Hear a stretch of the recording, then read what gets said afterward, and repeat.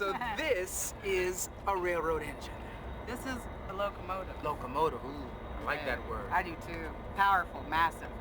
From here on back, that's an engine. Really, this whole thing is an engine? Sure is. Very impressive. 3,000 horsepower's worth of engine. Really? Look at these wheels. Those great.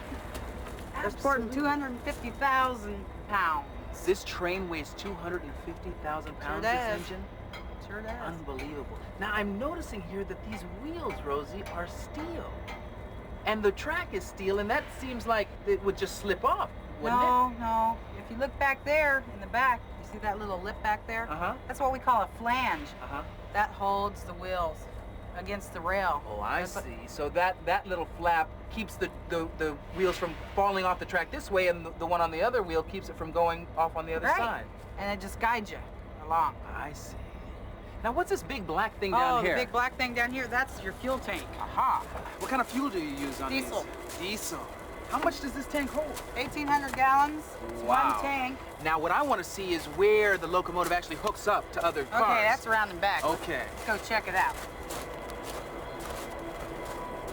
This is it, LeVar. This is the knuckle. The knuckle, huh? Yeah, each car has one. That's how we connect them together. The trains are shoved together, and they go together like that. So it's just a matter of it grabbing on and holding. Right. Just like knuckles on our hands. Just like knuckles on a hand. Now, do you connect anything else? Yeah, we back do. here? There's power cables. They're just like big plugs. Wow. And they plug in, and the power goes all the way through the train. Uh-huh. Okay, now, you want to see what I do? Yeah. All right, let's go see the cab. The cab, that's where the driver's seat is, right? Hey, LeVar, why don't you go ahead and go on up? Really? Yeah.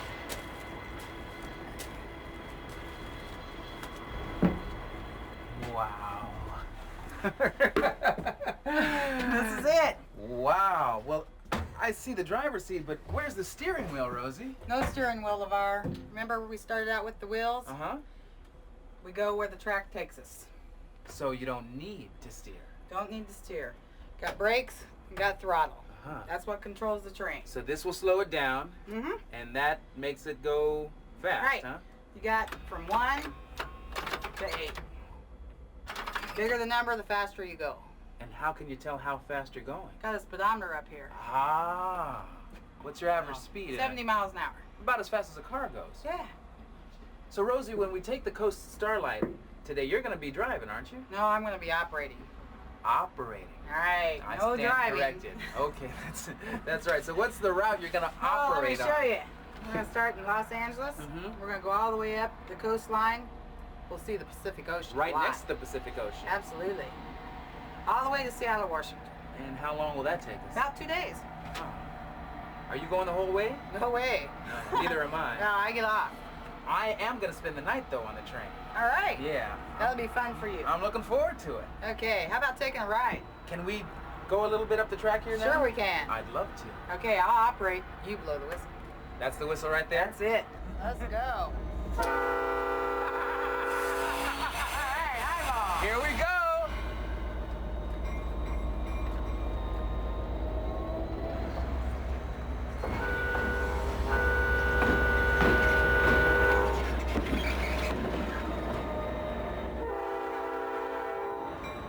Before we can start our trip, the locomotive has to hook on to the rest of the cars.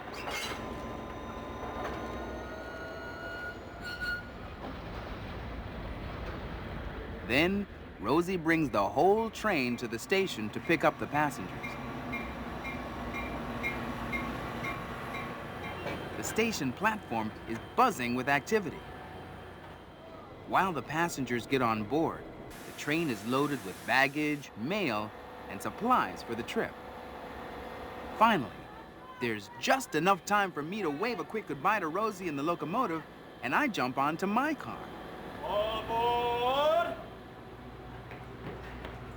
That's us. Here we go.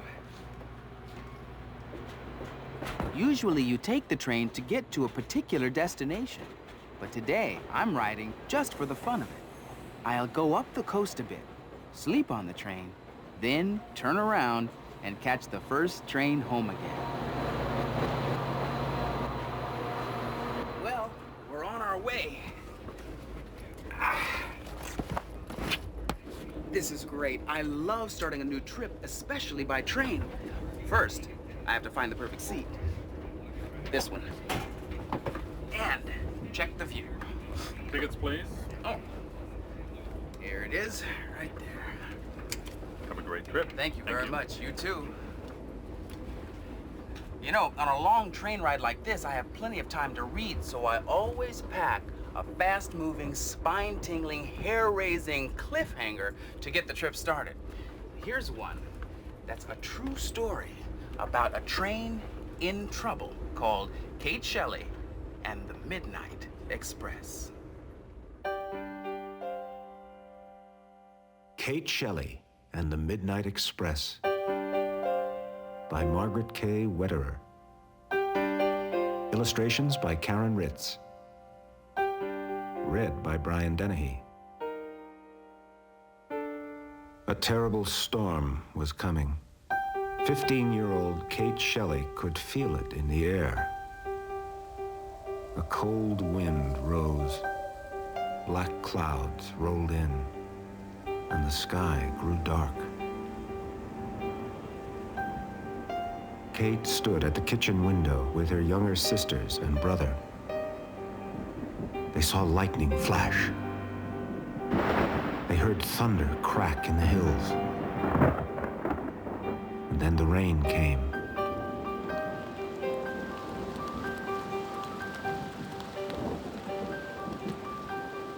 When lightning flashed, Kate peered through the rain, trying to see the railroad bridge over Honey Creek.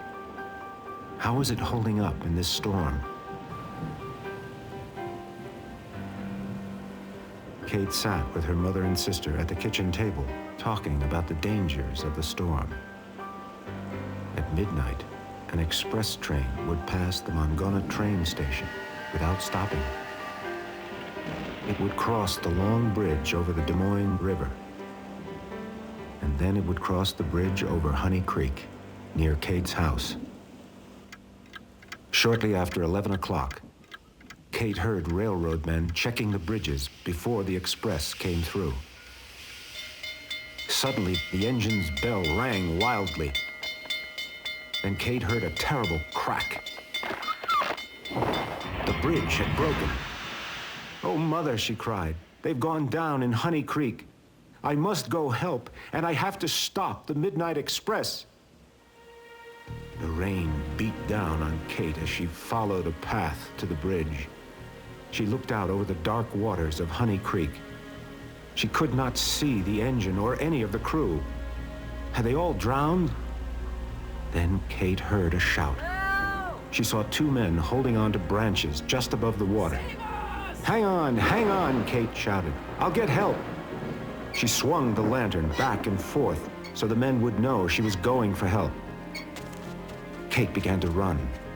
There wasn't much time. She had to get to the Montgomery station before midnight, before the express.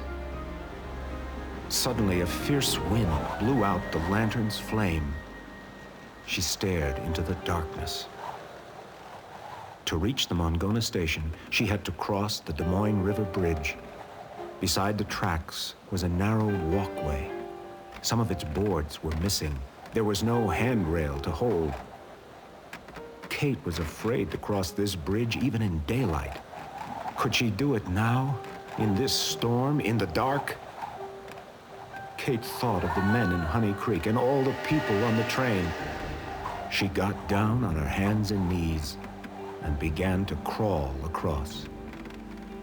Nails and splinters cut her hands and knees and tore her skirt. She gripped the steel rail of the tracks to keep the wind from sweeping her over the side. Trees and logs in the flooded river crashed against the bridge, making it shake. Great flashes of lightning lit the storm-tossed night. Kate was shaking with fear, but she could not stop to rest. She had to reach the station before midnight. At last, Kate's hand touched land. She got to her feet and began to run. Through the rain, she saw the lights of Montgomery Station. Kate threw open the door. The men inside turned and stared. Kate gasped. The engine went down in Honey Creek. Stop the express. She means a bridge is out, the station agent said. We must stop the express. He rushed to the telegraph and tapped out a message. Stop express. Bridge out. Stop express. In Ogden, the trainmen heard the message and stopped the speeding train in time. Wait, Kate said. 2 men are still alive in Honey Creek. I'll show you where they are. Kate rode the engine with the rescue party. They crossed the Des Moines River on the same bridge Kate had crawled over. The engine stopped at the broken bridge on Honey Creek. Everyone shouted. There they are! Hang on! And the men in the water answered. We're over here! They were still hanging on. Help! Save us! At last, the 2 exhausted men were rescued from Honey Creek. Kate Shelley had saved their lives and the lives of everyone on the Midnight Express.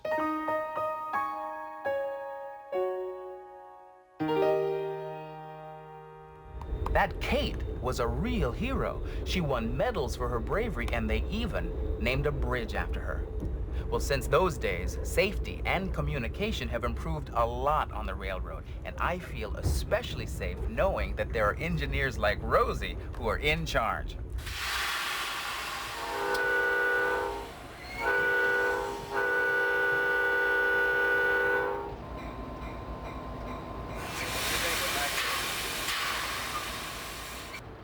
I love being an engineer.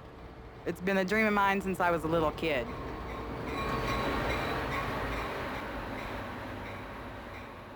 When I was a kid, I grew up next to a railroad track. I was small, real small, and I started watching the trains come by, and I always thought that'd be a fun thing to do. Now, I didn't know if girls could do that or not, but I always hoped they could. Every time I come to a crossing, I blow the whistle, just in case there might be something approaching. It's a warning for anybody getting close to the railroad.